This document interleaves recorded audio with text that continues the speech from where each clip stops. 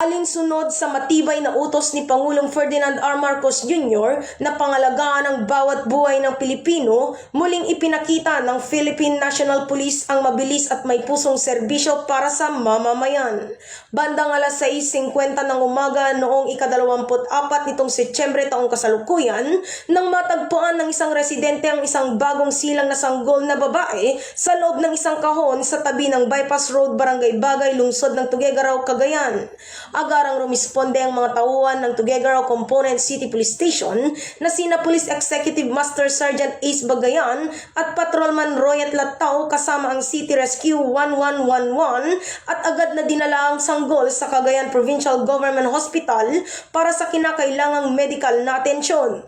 Nasa pangangalaga na ngayon ng City Social Welfare and Development Office ang sanggol para sa tamang pag-aaruga at proteksyon.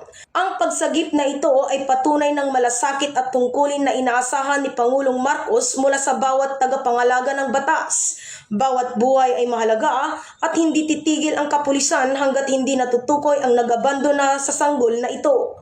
Dagdag pa ni PNP spokesperson Police Brigadier General Randolph T. Tuaño, dahil sa mabilis na pag-report ng ating mga kababayan sa pulisya na iligtas ang buhay ng sanggol.